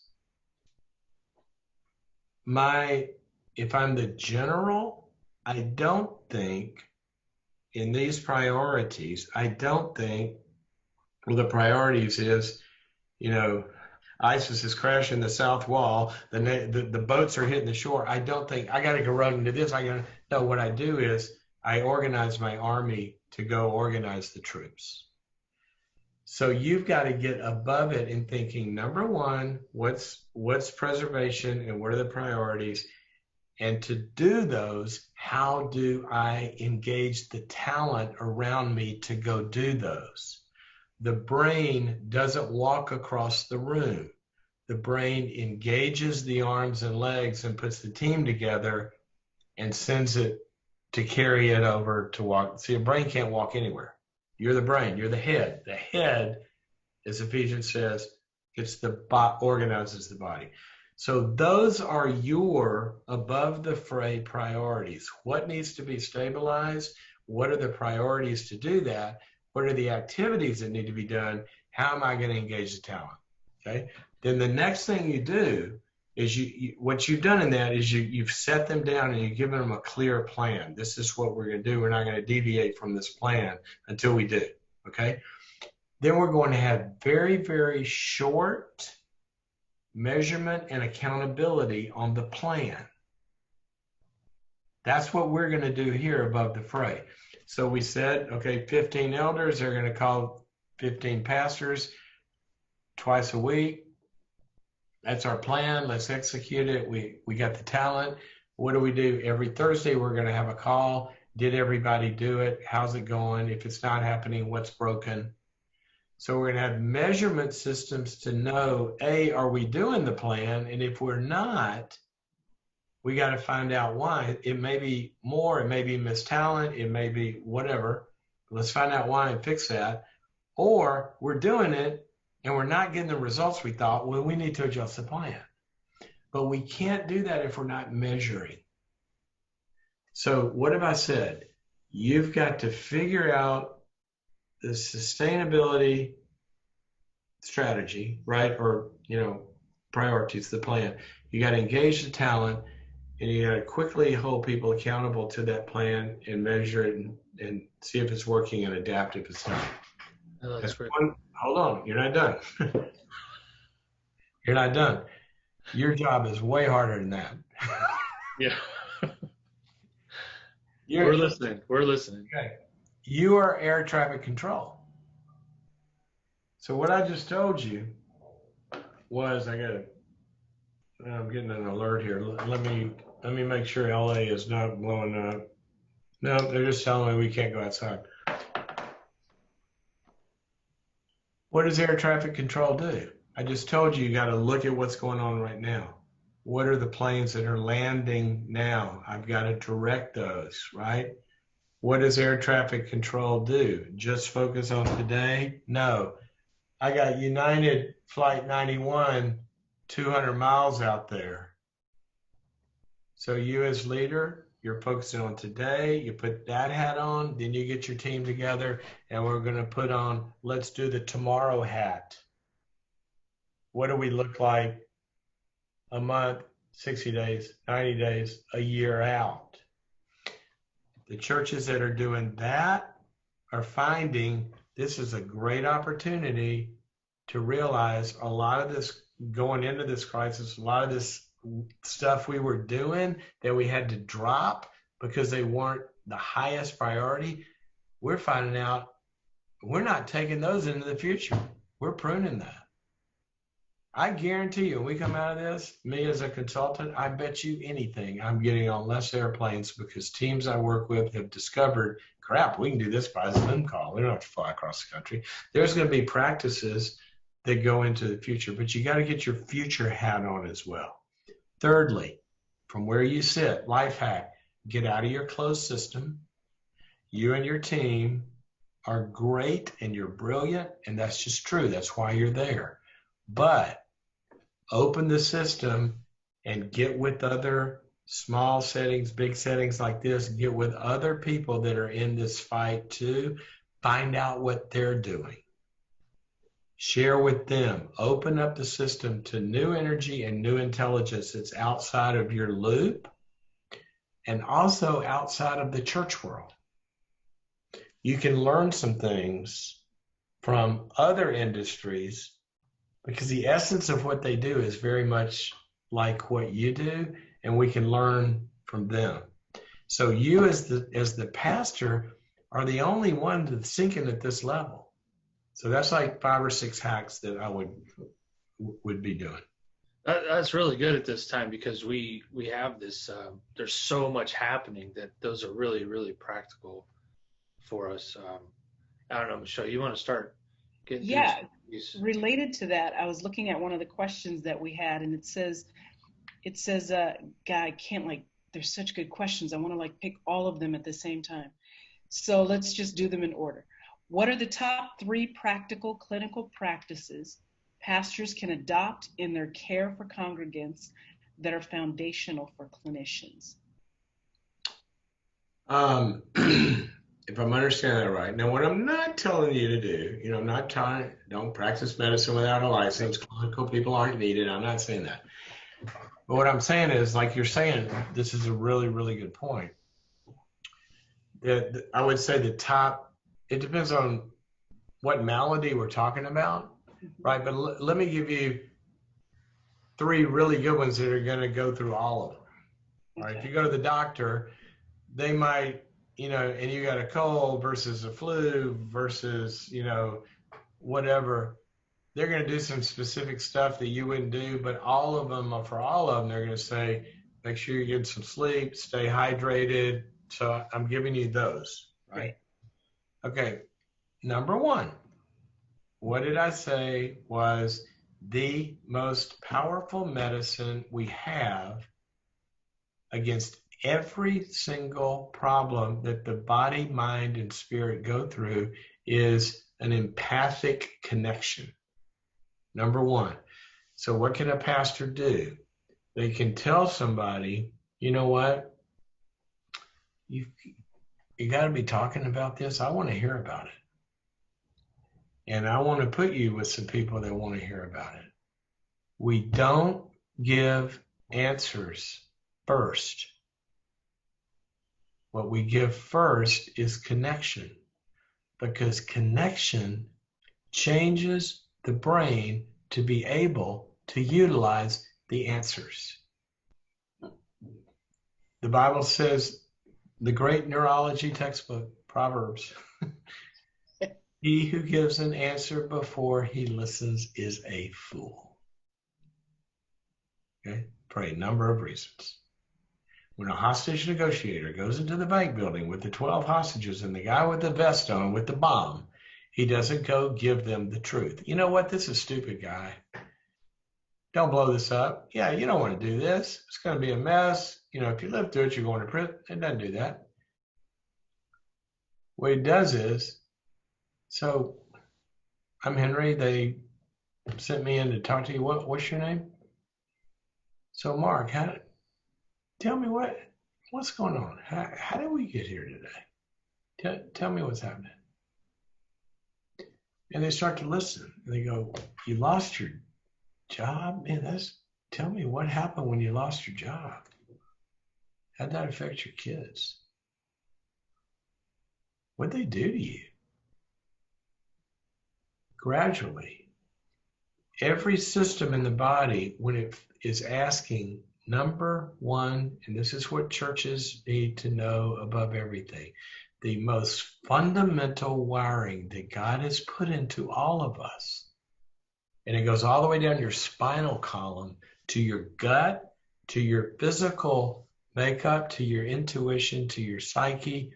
The number one question the system is asking at every moment is one question. Number one, before anything else, am I safe?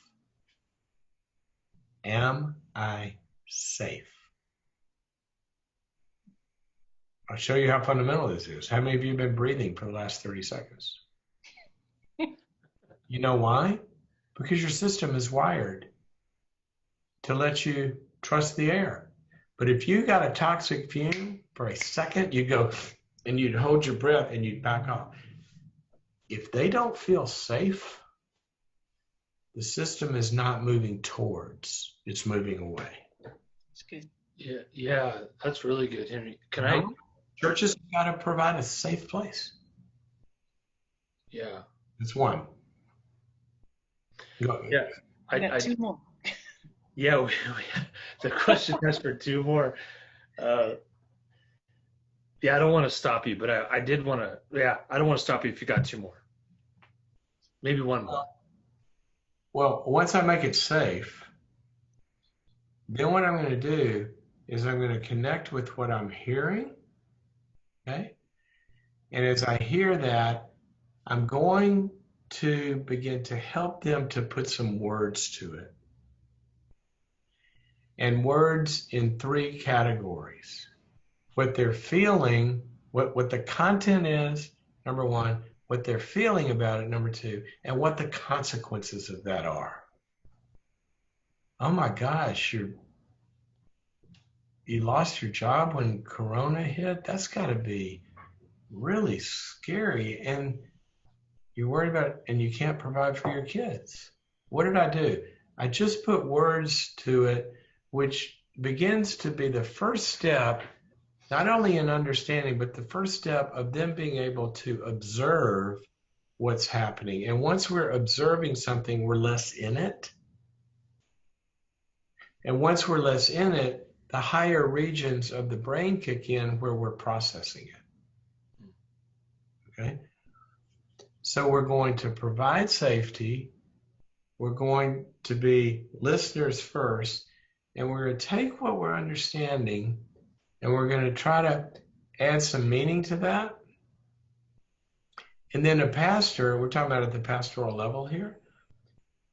I mean, sometimes that's all you got to do. I mean, what are you going to do if they just lost somebody and they're dead?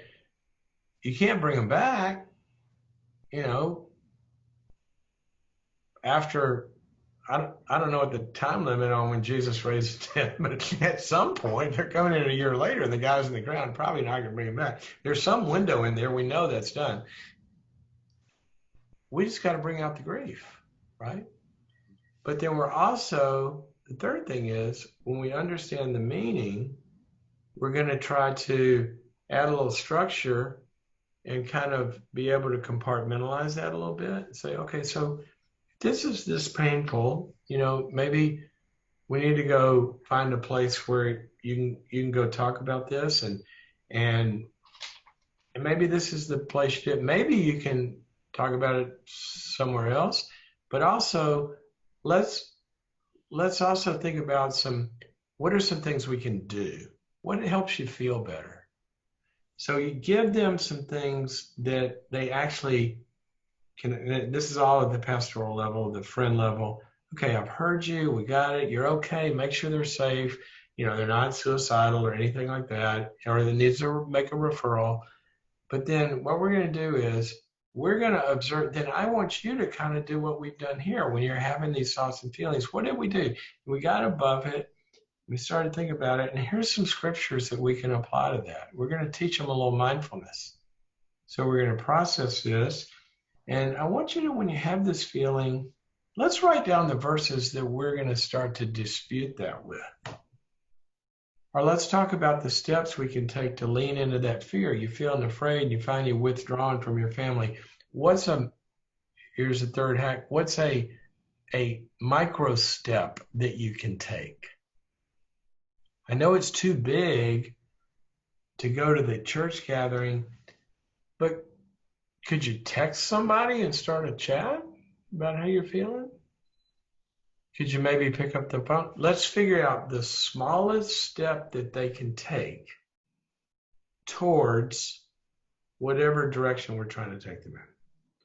So support with listening and empathy, getting above it, so we're not scared of it anymore, and we're observing it, understanding the meanings, and then taking some micro step. Those are pretty good, quick interventions.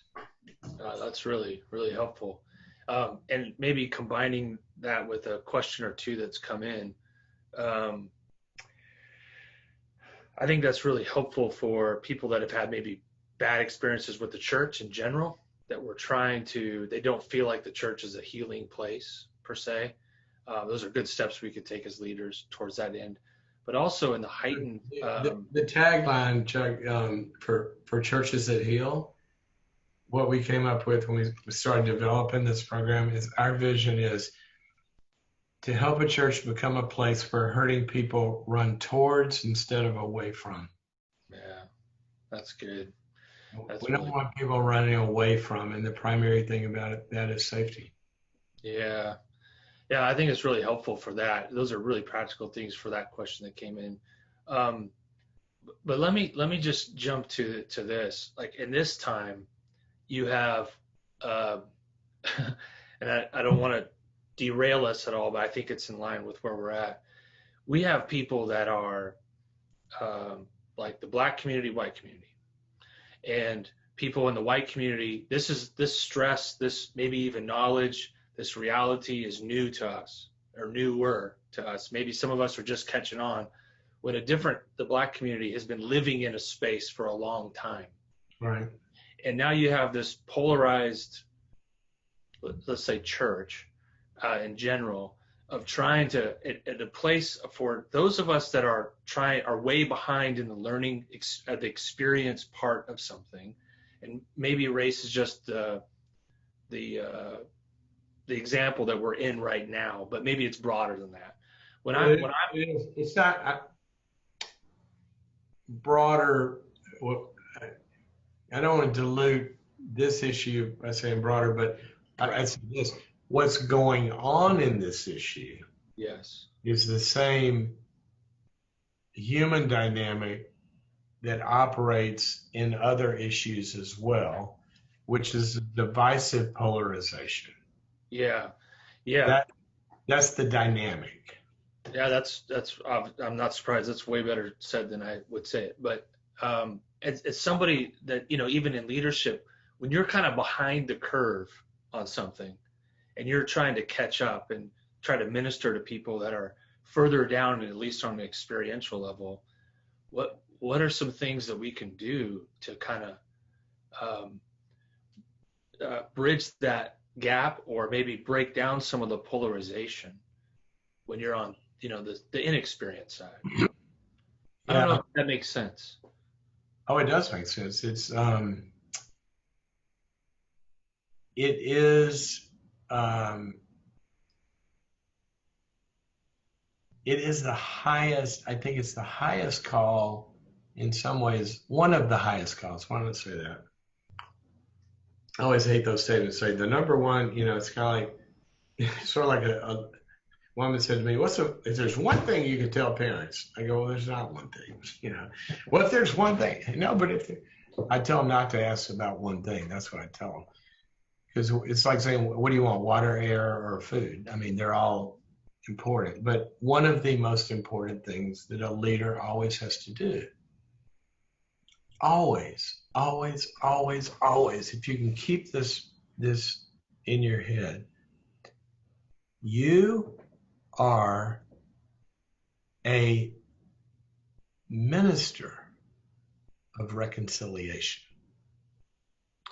God was in Christ reconciling all things unto himself, and he has given us this ministry of reconciliation. Okay, so what we're talking about is part of reconciling is to bring things back together that were divided. The very last verse of the Old Testament, everybody knows it, that Elijah will come and he will restore the hearts of the fathers to the hearts of the children and the hearts of the children back. There's this divide, okay? So the most destructive dynamic, I'm going to almost say the most, is what we call the divisive. The word divisive, we use divisive. In fact, Paul says, reject a divisive person after a second warning. The strategy, dark trade, is always to divide. Because if I can divide, then I can show up. What have I got? I've divided, and now I've got a victim and a rescue, a victim and a perpetrator, and I'm going to show up and be the rescuer. But that's further division, right? Right. And you see it on both sides of any debate. This isn't this one. I'm talking about, what a reconciler does is get above the division and not further divide, but bring them together. So if you see one side will stand up and they'll say, you're being victimized by this group, I'm going to come in and help you. Exactly on the other side, they say the same thing.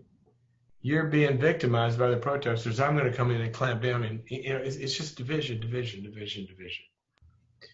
So what we've got to do, and remember what I said earlier, that, and especially in this one, especially, the most important first step here, the most important, is that we have got to make sure, like you're saying, that everyone wakes up and realizes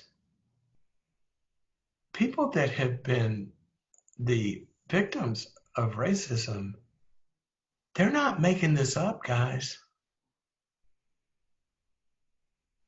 This is real. You might not have experienced it where you come from, or you might want to say, get over it, or whatever. But we got to listen, because this is real. People have been significantly wounded. And this is never going to get better until we start to listen to each other. And that's where it's got to start. And if you notice, the ministers out there of reconciliation in various leadership, and I've been listening to, I hear different, like mayors or police chiefs or whatever, the good ones, you will hear them always, they lead with empathy and they lead with understanding. And so what you're saying, to get the white community you can model this. What you just said, I don't know if you did this on purpose, Chuck, or if you're aware you did it. I don't mean on purpose, I mean aware. But you said maybe some of us are just now beginning to, I think that kind of modeling of that the leader saying, we all have so much to learn here, guys. We all have so much to learn. Let's stop fighting each other, and let's sit down, like God says, let's sit down, come, let's reason together. Let's hear each other's stories. And so one of the most powerful things that you can do, you're talking about the white community and, you know, the Black community, is when we get them together and start hearing some stories and find out, when we hear each other's experiences, the humanity realizes, I'm not different. There's something in me that connects with that pain. See, we start to find our common humanity because we started to listen to somebody's pain. Okay. So I think that we can, you know, to the whites, right? If we just play with that divide a little bit, they don't know what this experience is like. And I think we need to create places and experiences where they have the opportunity to really get up and close. It's sort of like when we went to the developing world. I mean, you know, it's not just racism, it's poverty. I mean, you go and you look at, I can't tell you how many times I've gone through the day since those compassion trips, and something's like bugging me or stressing me out. And I think back to that kid, that 7-year-old who went and protected his father from the, you know, that was getting mugged. You know, I go, I don't have it. Hey, what's wrong with me? Because we got up close. So I think that's really important. And then what you see with the reconcilers, and this is so difficult to do, but we have to do it. I'm just use this as the example, but it's true about this whole dynamic everywhere. Is what you see here is there's pain and legitimate protesting of pain, right? Martin Luther King won the battle, or made headway in the battle, because he legitimately protested the pain in a way that didn't create more pain.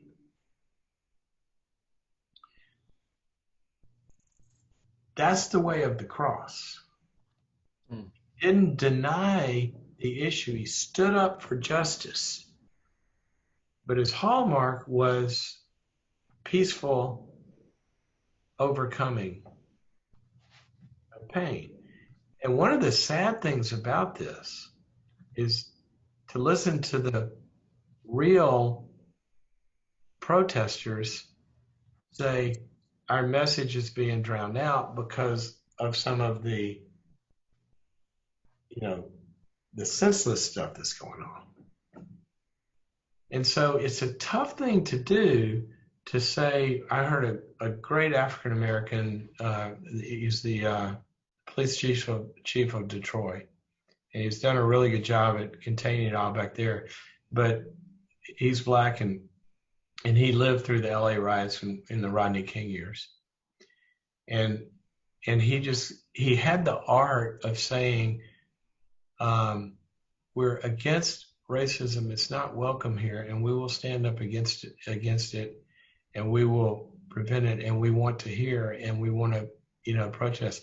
We're also against, you know, hurting people and destroying property and, you know, illegal acts, and we will stop that as well. And that's a tough thing, because sometimes it gets interpreted as you don't care about the protest. You do, but it's you know, this is throughout the Levitical law. You know, when God was laying down all this stuff, he always, and I never quite understood this. Actually, until I started working with destructive families where there was division. But he said, he said, don't pervert justice. He said, there's two ways we pervert justice. He said, don't defer to the great and powerful.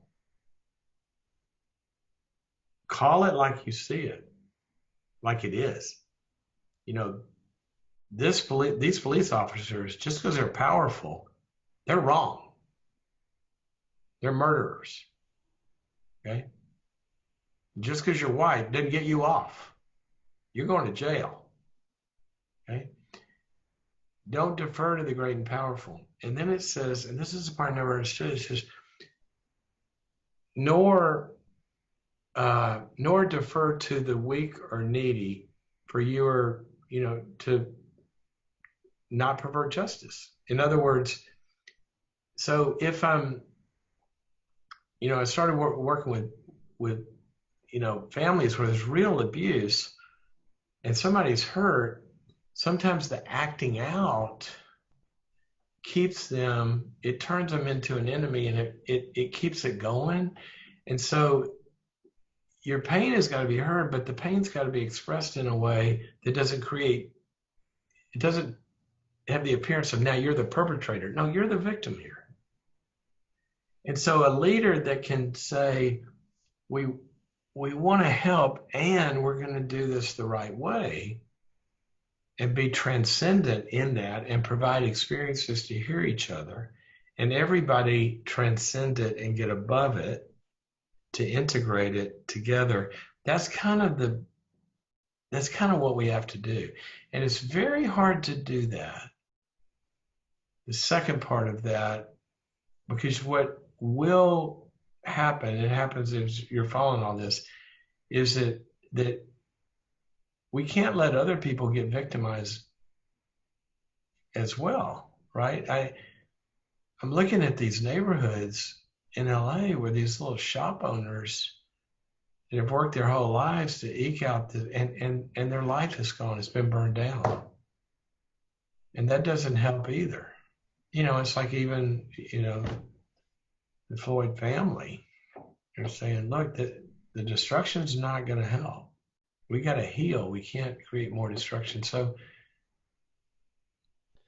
one of the things I would do is I would watch the messaging of other leaders. I would watch the mayors, and I'd really, as a student, where you guys sit, and when you listen to them and ask, are they having the needed empathy, and are they having the let's call each other to a higher ground message and not do something destructive?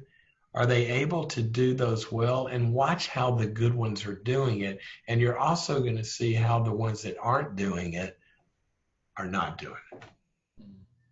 And that's one of the helpful things. And I would want to go to Michelle and say, and ask, what does that sound like to you? Because you've got an experience with this. I'm sure that's a little different than ours, right?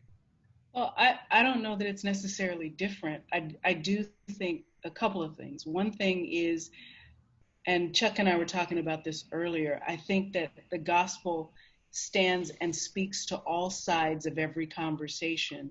That's right. But it is not owned by any one, side of any conversation. And I think that matters a whole lot. As I'm listening, a couple of things kind of prick my ear, and one of them is when King dealt with the pain of racism, and when he walked into that with his nonviolent stance, I think it's important to note that it wasn't so that you don't cause more pain. It hurts to do this hard work. And it's a different kind of pain, right? But it's pain. And I think that even Jesus going to the cross, absolutely, he went to the cross, but now we carry our crosses, and it's got to cost us something. So I think, I wasn't meaning that. If I can clarify, I was just meaning that he didn't bomb stuff and burn stuff down. But in that, even looking at that, I think that what we tend to do is we jump so quickly from from here's the racism, and then here's the looting and the rioting, and this is the response to the murder of this guy. And then I think what happens is sometimes we move so quickly to there that it begins to look to people like what we're saying is property matters as much as people. And I know that you're not saying that. I'm Right. saying that that's what ends up getting heard and getting seen. And I think it's important when Chuck was talking about being behind the curve on a lot of things. There's a Western mindset that almost assumes we are entitled to answers and understanding in a lot of areas. And sometimes there are no answers, and sometimes there's no understanding. But sometimes we have to ask the very people who are experiencing the pain exactly what is going on, so that we don't just say, I understand how you feel. I think the church has to go beyond that to, I feel what you feel, because that is what Jesus did. So that's my thought. But I want to do. Before you go to the next ahead.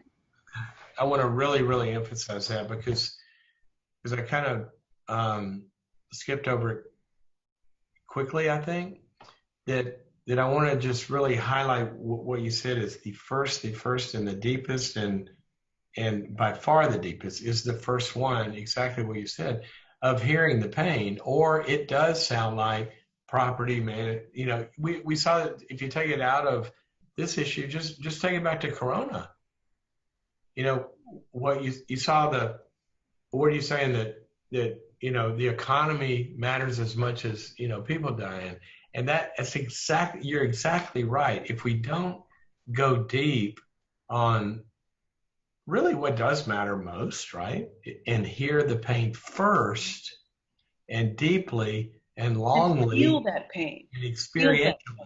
It's not enough to just know it, but you gotta get in there. And if you don't, then the stuff you were talking about earlier, making those connections, listening, finding meaning, structure around the meaning, that's the work we got to do. Right. And it's kind of like, and back to the work, the way that I think you guys can think about this is, it's what I said earlier, you've got to get people up and close to where they do feel it as they're listening to somebody across the circle from them tell of their experience, because then they're going to feel it. And that's when I said, you know, the difference is you start to really feel it. And you don't do that without getting up close and personal and getting and going to Ethiopia or going to the Dominican Republic and sitting there in the poverty, in the pain of somebody that's experienced, you know, what you're talking about.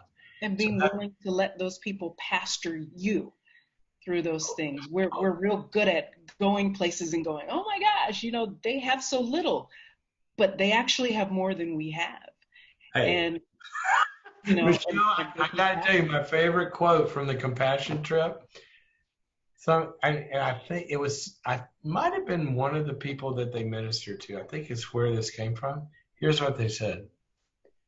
You know, some people are so poor, all they have is a lot of money.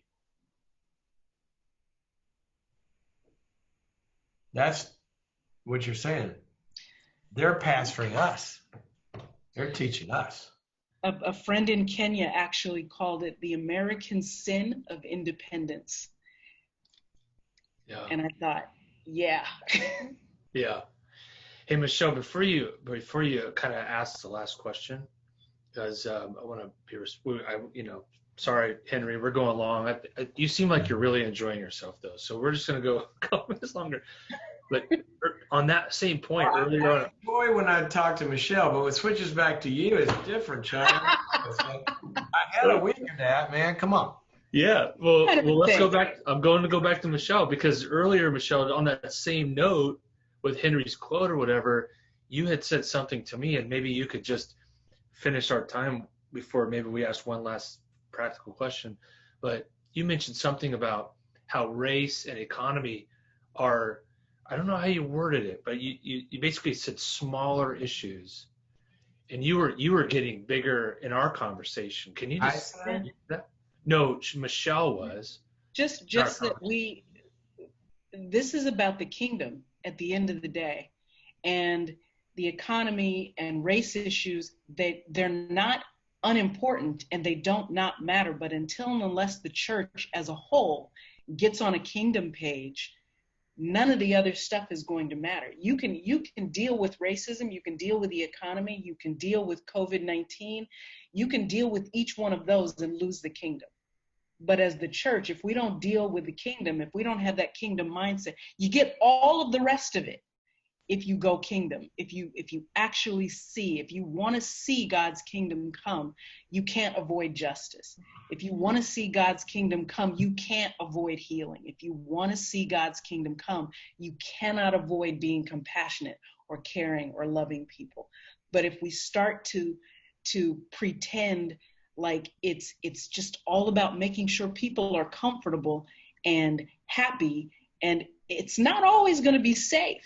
It's not always going to be safe. And, but if we deal with kingdom, then we allow the Spirit and we allow God to get to all of these things. And we cannot avoid justice if we deal with kingdom. Yeah, I just think that's so good, Michelle, of getting above everything that, just a great perspective on it. I don't know. Do we want to ask one more question? Just one more. It's a really quick, easy one for you. Who are you reading or listening to that has recently informed and shaped your own formation and growth toward healing, wholeness, and integrity? That might be a bigger question than it sounds. Yeah, say it again. Who are you reading or listening to that has recently informed and shaped your own formation and growth toward healing, wholeness, and integrity?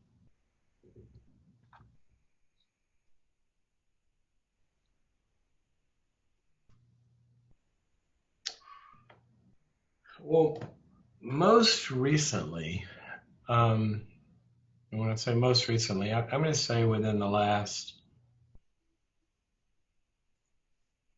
2 years, probably.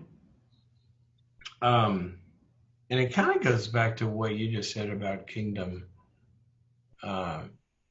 mindset. I have been just if you just take the personal, spiritual formation part of the pie,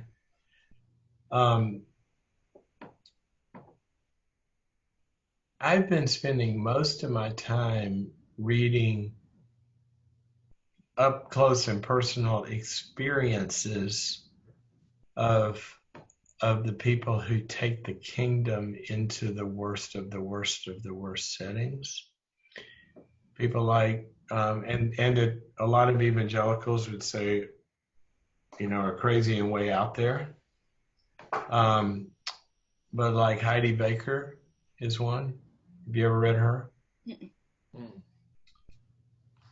So Heidi Baker is, she got smitten in the spirit in Laguna Beach at 16 and was like unconscious for a while. And God came and did something in here and told her she was going to be a missionary and go to Africa and all this kind of stuff. And she left and went there and had nothing. And the church planting and everything that they've done in the poorest of the poor, but taking a real kingdom message where with everything in tow, the healings, the feedings of thousands when all she had was a loaf of bread. I mean, literal multiplication of food. Wow. The dead being raised. These are happening kind of all over the world. So I'm hanging out in that. Another place I'm hanging out a lot. Two other places that I've done a lot of reading in this. It's the conversion experiences of Muslims that's going on around the world. And the theme in there is supernatural, that Jesus is appearing, but secondly, that there's always a Christian that has been loving them, that's done the pre-work. So when Jesus appears, he sends them to that person. and they've gotten out of trying to talk them into the gospel, and they're just living among them and they're loving them. And so it's the loving that's winning, and people that you're not going to talk into this. And it's the bringing of the kingdom, that go tell them the dead are being raised, the deaf are hearing, the blind are seeing, all of that. And then the third group, because I mean, I live in Beverly Hills, right? So I just live in conversions of Jews. And I've been in that world for, deep a couple of years. And so most of my spiritual reading, I think the last thing I need at this juncture is Another book. more theological crap of somebody explaining a new way to say the same thing in a 3-point outline. God's good, you're bad, try harder. You start to see a lot of what comes out of, and I am an evangelical, okay? I'm not. You're not wonky. I'm not spanking anybody or above them, but there, Jesus said, beware of the leaven of the Pharisees and the Sadducees. The Sadducees were the ones that didn't believe in the supernatural, in the spirit world. The Pharisees were the ones that had a truth-oriented, religious, external, religious practices way of being spiritual. And you just start to see that. And my calling is, a lot of it's in the world of human suffering. And so you go to Job. It's interesting. My daughter has been a class at school. I had her going through Job, and she comes to me right before the meetings. Dad, can you read these 3 chapters to me? I mean, she's kind of trying to cheat. She wants me to give her, but I'm having to go through Job again. And I was just reminded again, if you go through Job and you listen to every sermon of all of Job's counselors, and it's exactly what you said a moment ago, Michelle, about until we understand there aren't any answers to the deepest parts of this. Every sermon of Job's counselors, and they're the ones that God spanks in the end, right? He says, you don't even know what you're talking about. You didn't speak the truth of me as my servant Job did. And they had Job forgive them, right? But listen to those people talking to Job when he's lost everything. He's lost all of his kids. He's lost everything. His body is ravaged. He's been suffering through hell. He didn't do one thing to cause it. He is a victim here, right? In fact, he got chosen because he hadn't done anything to deserve it. Yeah. And the religious counselors came in. It's like a walk through a Christian bookstore.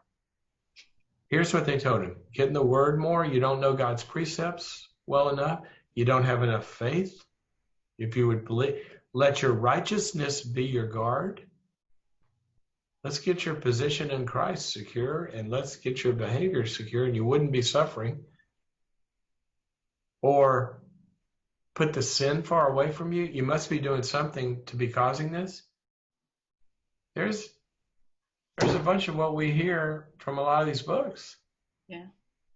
And Job's going, he's killing me, but who else do I have? Though he slay me, I will trust him. And God says, shut up, invent an alligator or shut up. You're telling me what I'm doing here? I think I get this. And finally, like you're saying, we don't have an answer, and we end up in Romans 9 and 10 where Paul says how unfathomable, we can't understand him. Yeah. And put him in a theological model, and that's why we call him God. If we could understand it and we had the answers, who needs God? And a lot of these little models, they don't need God. That's why we got to bring the kingdom. Because we can't do what the kingdom does. A cessationalist can do everything that any other philosopher can do. Yeah. They can make their intellectual arguments and win a debate and have a syllogism where I've proven God by a mathematical formula. But when they see the blind see, that's a different deal. So that's where I've spent a lot of my time. Love that. Yeah, man, Henry, I cannot, or I would say on behalf of all of us, we cannot thank you enough for your time, man. Oh I man, just, I tell you this when I tell you all this. Where were we? We in Ecuador or yeah, Ecuador. when I am with pastors, literally it scares the hell out of me because I feel like I'm on holy ground. I have that experience basically 3 times when I'm with pastors because you guys, Hey, Mark, Kevin, you got to mute Mike. you're, you you do it. I mean, come on, you're the shepherds, pastors, and the poorest of the poor. It just scares me to death because I'm in the presence of angels. What was the second one? Jews. Ah, see, for me, it's kids. They're just like the best teachers and the holiest humans ever for me. And who is that? They're the least. Unless you become like one of these. So I feel like when I'm with you guys, I'm with angels, and I better be careful because God's. I agree with that. Well, Anyway, I say all that to say I hold in high regard what you do. We thank and appreciate you too. yeah, can't thank you enough, Henry. Thank you so much, man. This has been, I'm sure this is a blessing to everybody that's online and that will watch afterwards. With the Portland pastors, there's a unique story going on here, and this is very, very helpful. So thanks, man. It's cool. Yeah. Yes. Yeah. And For all the emotional stuff, because you guys are going to get hit with this, with the COVID thing and everything. Check out Churches That Heal. It's a program that I've built for churches to be able to address the pastoral staff's needs and their healing first. Secondly, to reach out to the community, and thirdly, to being able to gather people in small groups and individuals to be able to go through this stuff. So check that out, churchesthatheal.com. Yeah, and the link was just put in the comments section, the chat section too. So, Kevin, do you want to just wrap us up here? honestly, just again, thank you, Dr. Cloud. But I would say equally, thank you, Chuck and Michelle. You are both to the body here. Michelle, we need a webinar just with Michelle. Absolutely. to get your wisdom in these days, and that's not a joke. So we will follow up, and as long as it doesn't trump. Oh, go ahead. As long as it doesn't trump, because we were on the phone earlier, and I told her next week I'm gonna have her on Zoom and record it to send it out to our church. So. Well, there we go. See, all of a sudden that's it. Michelle is gonna her dance card full, let's say, for speaking, but. It's a blessing. Thank you, Dr. Cloud. This, as was said, the link, we'll send you a link so you can pass this along to others. These are crazy days. Many people are swamped and busy, and we need content like this. So next one coming up in just a few weeks, June 23rd, Father Ronald Rollheiser, Ministry and Self-Care in an Anxious Time. So in the sense, it's a good follow-up to this time that we've had, and then you can see the others that are coming up: N.T. Wright, Dr. Lucy Pepiat, Matthew Sleeth. So thank you to the Murdoch Trust and others that are helping enable this work. So may God continue to use us all as we, I hope, are all on the front lines in serving our own people and reflecting the love of Jesus in our community for such times as this. So God bless you all. Thanks.